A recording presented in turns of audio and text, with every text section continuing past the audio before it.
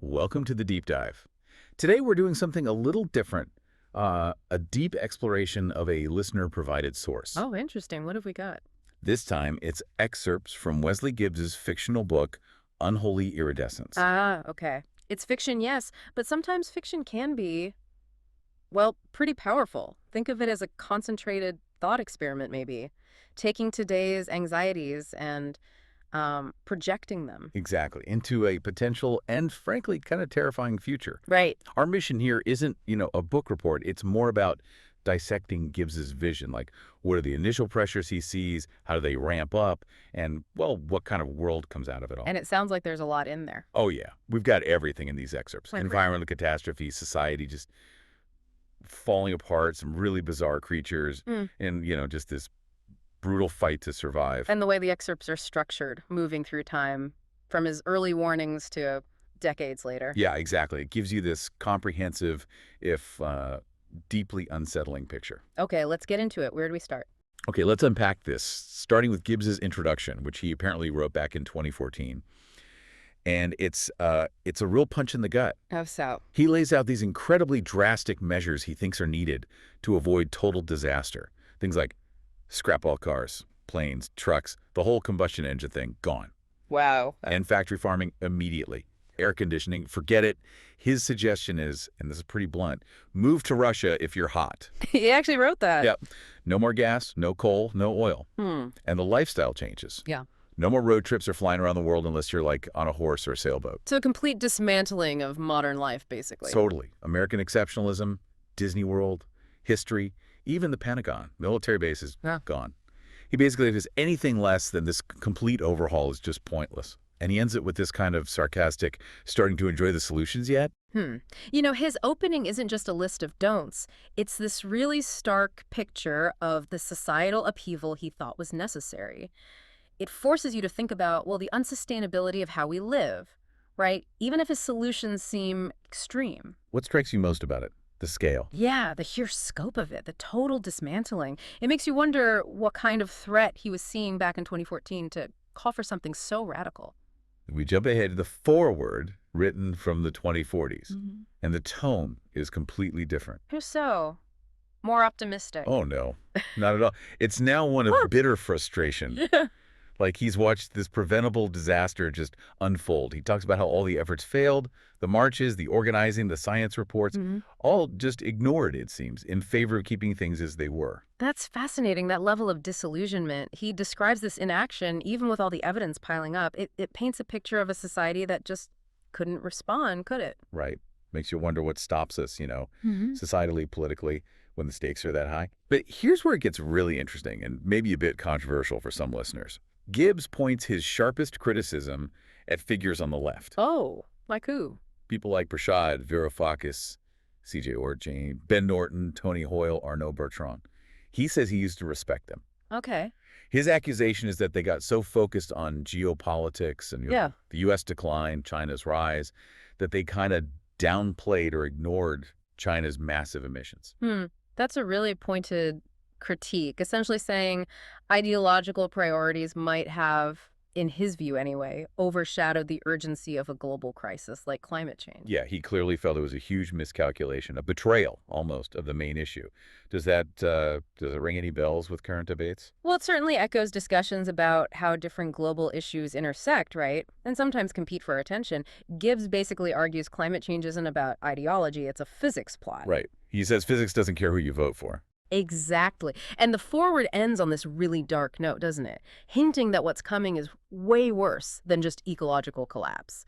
That only, what was it, monsters will inherit the future. Yeah, chilling. That physics plot framing is powerful, though. Taking away the ideology forces you to look at the objective reality of it.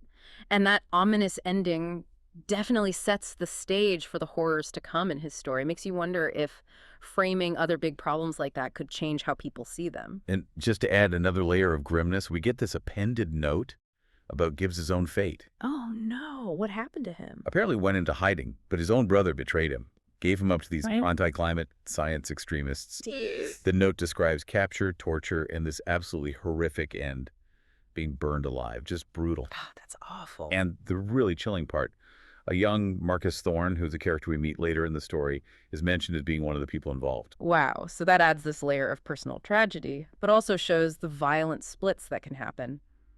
And connecting it to a future character suggests these conflicts have long shadows. It's a stark reminder of extremism, isn't it? When threats are seen so differently. Okay, so with that incredibly heavy backdrop, we dive into the prologue. The Day the Sky Bled. The title alone Yeah. sounds dramatic. This is the moment it all goes wrong. Project Skyfix, this last-ditch geoengineering attempt. Humanity's Hail Mary, maybe? A bit of hubris thinking tech could fix a problem rooted in, well, how we lived. Totally. And given what happens later, the reality-bending stuff, you have to wonder if Skyfix wasn't just atmospheric tinkering, but something messing with, like, fundamental forces, which could explain why it backfired so badly. What kind of desperation drives that, you think? Absolute desperation. Panic, probably. And yeah, it goes spectacularly wrong. Instead of fixing anything, it rips the sky open. Rips it open. This unholy iridescence appears, then thousands of hot streaks. And then this sudden collective realization hits everyone. This horrifying understanding of humanity's part in the whole disaster. Gibbs describes that moment so well. It's not a sound, he says, but this suffocating, species-wide knowing of all the damage done. The denial just shatters. Uh-huh. It forces everyone to face the consequences all at once. It's a powerful picture of a shared trauma, isn't it? A forced awakening. He paints this incredibly vivid scene. Bleached coral, dying forests, oceans choked with plastic, extinct species, like this rapid-fire montage flashing through everyone's mind. Wow. The horizon itself seems to, like, buckle under the weight of it all. Then comes the scream, not from the sky, but this collective internal human scream. Oof. And the light isn't salvation. It's this fractured prismatic glare of truth you just can't bear. Even gravity hiccups, apparently, and the air tastes of ozone, ash, and regret. The sensory details are just devastating. That sensory overload he creates really makes the abstract idea of planetary collapse feel immediate, personal. The gravity hiccup, that's such a weird, striking detail, suggests a fundamental break in the natural order. Yeah, it really emphasizes the scale of it. Almost cosmic. So what happens right after? Fire from the sky? No, interestingly, the immediate aftermath isn't physical destruction from above. Instead, cities start burning from despair. From this collective self-loathing, this sudden explosion of nihilism. So Project Skyfix didn't just fail environmentally, it broke something psychologically too. Exactly. It shattered the foundations. Suggests the mental toll might be just as bad, maybe worse initially, than the physical stuff. It really highlights how fragile our social structures are, doesn't it? When faced with something that overwhelming, psychological trauma leading to immediate breakdown. Right. Okay, so fast forward to 2077. The world is mostly underwater. We're introduced to Rust Haven. Rest Haven. Yeah, this precarious floating settlement somewhere off what used to be Miami. And we meet our main group. Okay, who have we got? There's Alara. She operates environmental sensors. Kai, who's this vigilant survivor type, always with this spear gun. Marcus Thorne. Remember him from the note about Gibbs? He's there, still pushing conspiracy theories about sea rise. Wow. Yep. Then there's Lena. She seems more optimistic. Men's nets.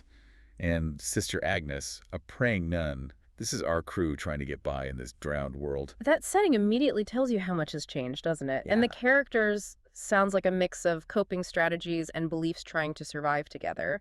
It's interesting how even then you still get those familiar human types, those conflicts. And the environment is just bleak. Perpetual twilight, polluted water, high particulates, this weird brine phosphorescence in the water. Sounds grim. And Thorne, yeah, he's still insisting Skyfix was the real problem. The sea rise is just a government lie. It's almost darkly funny how denial persists, even then. Thorne's skepticism, it's like a reminder that misinformation doesn't just vanish even when the evidence is literally washing over you. Adds a touch of grim realism, maybe. Pre-existing biases surviving the apocalypse. Then these bioluminescent lures start appearing under the water. Lures. Like fishing lures. Yeah, glowing lights. Thorne just dismisses them, says they're reflections. But Alara, and this is a neat detail, she finds a scientist's waterlogged journal. She figures out they belong to deep-sea creatures that have adapted to the higher water levels. So things from the deep coming up. Exactly. And these lures aren't just pretty lights. They're attracting something big, something unseen and predatory. Okay, that's terrifying.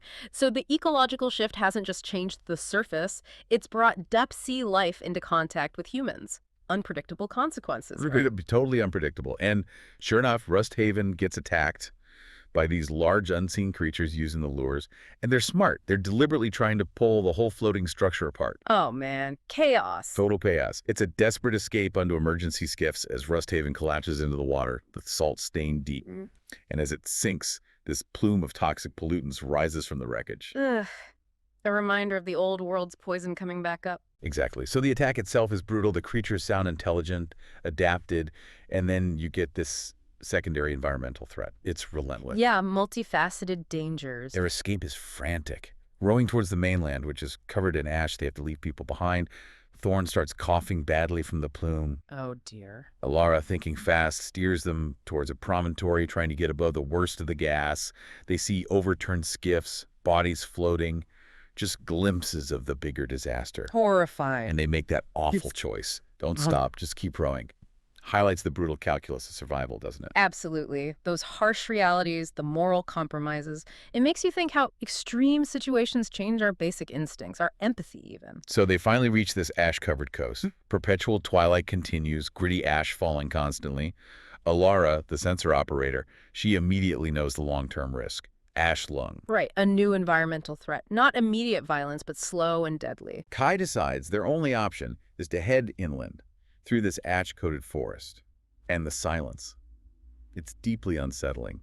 No bird song, nothing. Just the whisper of ash. Paints a picture of a truly deadened world. That silence emphasizes the ecological devastation. And then they encounter the ash priests. Oh, who I... Mask figures, crude filters on the masks, carrying sharpened metal poles. They just appear, silent and menacing. Okay, creepy. Lena tries appealing to them, asks for shelter. But the leader starts talking this twisted stuff about the Sky Fathers being angry, the ash being an anointing for the unbelievers. Oh, wow. So a new religion born from the disaster. Seems like it.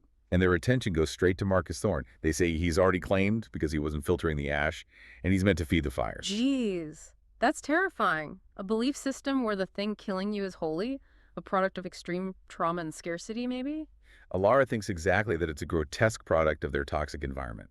Negotiation is obviously useless. Kai just says, we're leaving. Smart move. But the ash priests advance, all coordinated, ritualistic. Sister Agnes tries briefly, desperately, to appeal to them, but nothing. Futile. And Kai makes this awful decision. He tells them they have to leave Marcus behind. His health is failing from the ash. He's slowing them down. They'll all die if they try to save him. Oh, God. That's brutal. And Marcus, he understands, tearfully accepts it. The ash priests close in almost reverently, chanting about the Sky Fathers getting their tide. The others just flee into the ash forest. Wow, that sequence, it's deeply disturbing. Complete breakdown of old norms, these brutal new quasi-religious groups. And Marcus's sacrifice, the impossible choices they face, loss of basic human connection. Yeah, it's grim. So their journey continues through this silent ash-gray forest. Alara remembers seeing this meteorological survey station on some old pre-fall maps. It becomes their goal, their hope. A potential sanctuary? Maybe. They find it, derelict. Cautiously go inside. There's unsettling graffiti masked figures, fire symbols. Clearly others have been here, possibly the ash priests. Signs of danger even in a potential refuge. Classic survival trope, isn't it? Every sanctuary has risks. They head down into the sublevels, and they find it. A working atmospheric processor, and thorium cycle batteries that still have some juice, a tiny bit of hope. A glimmer, something tangible. But then Kai finds more of those weird symbols, almost like warnings, and fresh blood near some sleeping bunks. Uh-oh. Not abandoned then. Definitely not. Then they hear it, this scraping sound, a soft humming, and this wet, slurping noise. Who? What is it? They encounter the singers in the dark. Gittes describes them as roughly humanoid, but with these grotesque fungal growths covering their faces like masks made of fungus. Fungal growths. Yeah. And they're humming this weird polyphonic sound. And they're consuming a dead ash priest with these proboscis-like things coming from the fungal masks. Oh my God, that's deeply disturbing. Alien. Like some horrifying symbiosis. Alara thinks maybe they're filtering the ash, the toxins somehow. That's her hypothesis. But then Lena coughs accidentally, alerts them. Alara quickly warns about potential spores from the fungus. Sister Agnes, surprisingly, shouts this Latin incantation, and it startles them for a second. A Latin incantation, okay. Then Kai just reacts, attacks one. But the leader singer hits Kai with this piercing sonic scream, totally incapacitates him. Sonic attack, wow. Alara grabs a CO2 fire extinguisher, uses it as a weapon against another one. Mm-hmm. And then Sister Agnes, in this final desperate act, jams her crucifix right into the leader singer's fungal head. The crucifix. Does it work? Yeah, it seems to short it out, kill it somehow. It's this chaotic, brutal fight against something totally unknown. Yeah. Bizarre vulnerability to a religious symbol, too. Very strange detail. So Agnes saves them. But what a fight. And that image. The singers. Oh, wow. And then comes a chilling realization. The singers were probably the original station crew, transformed somehow. And those symbols, warnings. Oh, so the clean air they found, it came at a terrible cost. Their sanctuary was actually a site of grotesque transformation. Adds a layer of tragedy, doesn't it? Definitely. The aftermath is just unsettling. This lingering mushroom smell, Kai worried about toxins from the dead singers, Sister Agnes utterly weary. They desperately need the atmospheric processor. That's right. But Alara worries, what if the singers were keeping other things running? And then they hear it again, or rather something new. This awful caustic scraping sound and wet dragging from a dark corridor. Oh, come on. Something else. Yeah, panic. Kai and Lena try to back away, but something grabs Kai's leg, and then the data pad, their only light source, dies, plunges them into total darkness. Oh, that's terrifying. Pitch black, something's got Kai. The tension must be unbearable. Then this eerie glow starts coming from the corridor, Yeah. and they see it. The geoterror manifestation. Geoterror? What is that? Gibbs describes it as this: assemblage of crystal and flesh, with impossible geometry like an Escher drawing come to life, something born from the broken physics of Skyfix. Broken physics. So Skyfix didn't just mess up the environment, it fractured reality itself. Seems like it, in localized ways maybe. Mm. This thing attacks Kai. Alara hits it desperately with a spanner, frees him for a second. Then it turns towards the others. Okay, this is bad, really bad. And Sister Agnes. Mm-hmm. She makes the ultimate sacrifice, steps right between the creature and Alara and Lena, recites a prayer as she's just absorbed into this growing crystalline mass. Oh, Sister Agnes, no. Absorbed. Horrifying, but also incredibly selfless. Tragic heroism amidst this cosmic horror. Exactly.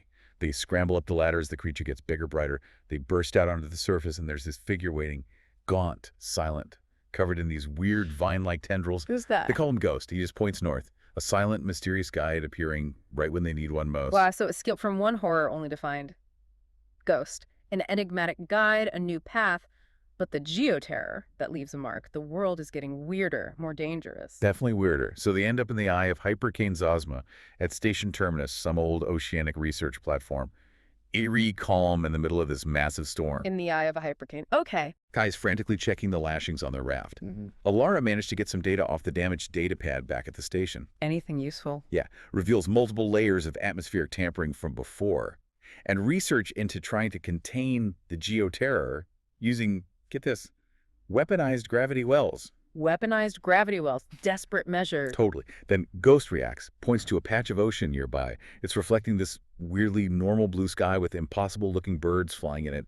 A geoterror hotspot, Alara realizes. A patch of different reality? Looks like it. Uh-huh. And then, from the eye wall of the hypercane, these impossibly huge, geometrically wrong entities start emerging. Oh no, more impossible things. Yeah. The station itself starts to warp, flow. There's this silent alien song in the air, the song of the acid gods, the text calls them. And Ghost just guides their raft straight into the storm wall, into the chaos. Into the maelstrom. Why? This sounds like pure cosmic horror now. Not just environmental collapse, but reality breaking down, alien entities. It's a total descent into chaos. The second eye wall hits them, and it's just sensory overload, burning sky, weird permafrost plagues, hallucinations, glimpses of the deep-sea horrors, things called green devourers, the acid gods, geoterror. It's everything hitting them at once. A nightmare collage of all the horrors. A phantom limb reaches for Lena. Kai tries to spear it, but his harpoon goes right through. Ghost creates this temporary bubble of stillness around them. And in that quiet moment, Alara has this realization. What? It's all connected. Everything they've seen is the unified scream of a tortured planet. The sky itself seems to tear open, showing alien nebulae, weird cosmic structures. Wow. A moment of terrible clarity. Understanding the scale of it all, the interconnectedness of the threats, the sky itself changing. Yeah. A fundamental shift. They're just drifting under a sickly green sky on a dead ocean. Where do they end up? They finally reach land, a blackened, cracked coastline, and they're immediately hit by this malevolent heat. They call it sun-scald. Worse than normal heat. Yeah, it feels like extreme radiation, more than just temperature. Yeah. They have to hide in fissures during the day. Lena starts hallucinating, seeing cool water. Oh, the psychological toll continues. They travel north at night, following this faint signal, Pete Beckwith's signal. And their bodies, they start changing. Rashes, hair loss. Kai's skin gets glassy, starts flaking off like obsidian shards. What? Lena's hallucinations get worse. Ghost spines start pulsing, developing crystalline buds. Alara feels this deep ache in her bones.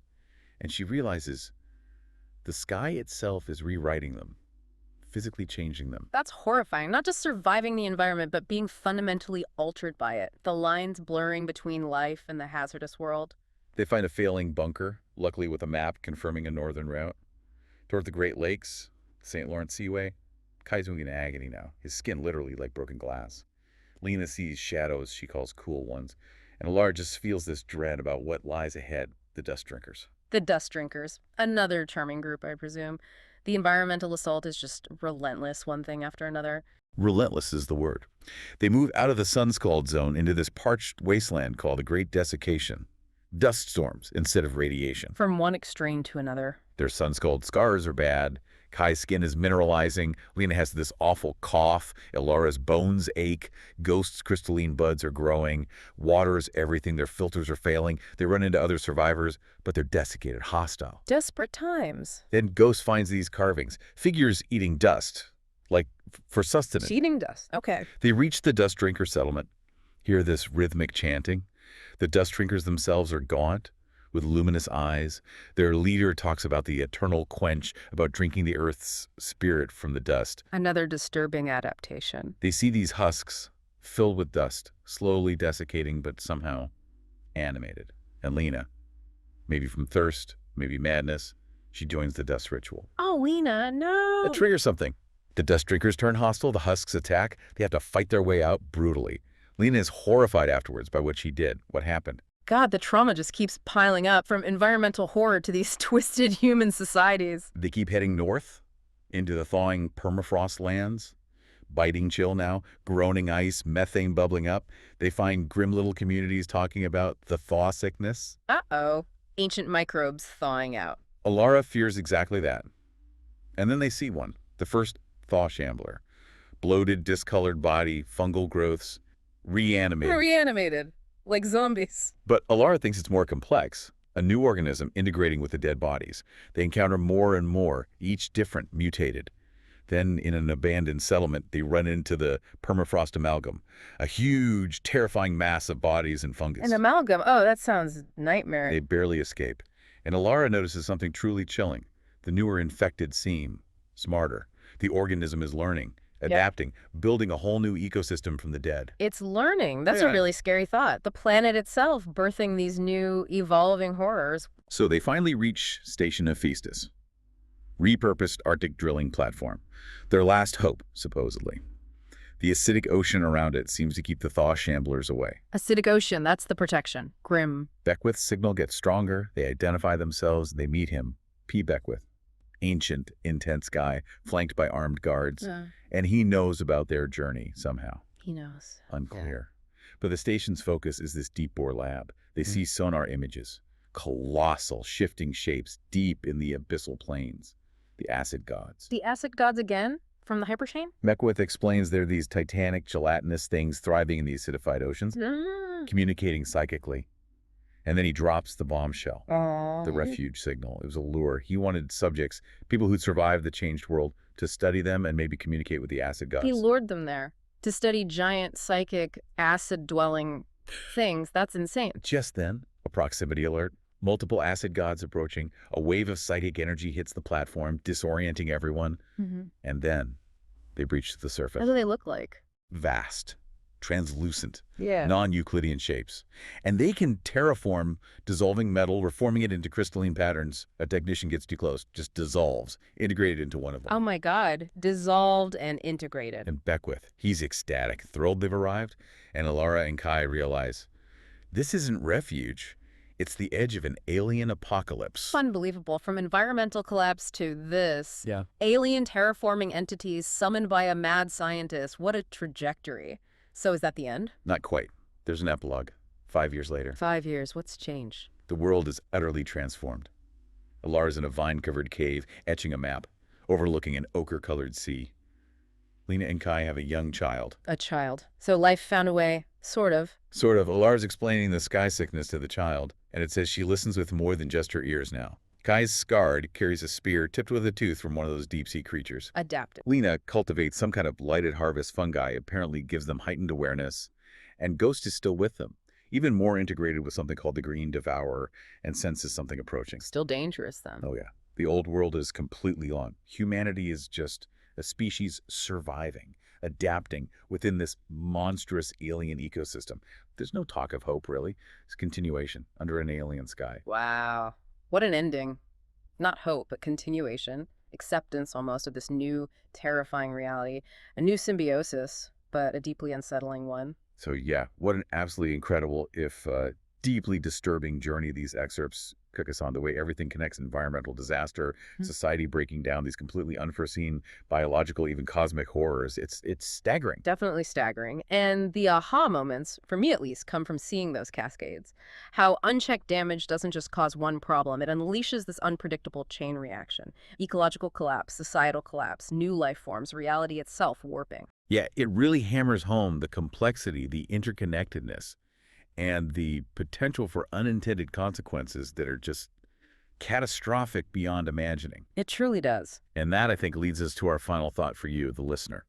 What aspects of our own world now, maybe things we ignore, warnings we downplay, could be the seeds of a future like this? What seemingly small things could push us towards irreversible change? It's definitely worth pondering the what ifs that this kind of fiction raises, even if it is just fiction. It feels disturbingly resonant in places. Absolutely. And remember, this deep dive was entirely based on the fascinating, if terrifying, material that one of you provided. That's right. So if you have other sources, articles, research, maybe even other fiction that you think warrant this kind of exploration, please do send them our way. We're always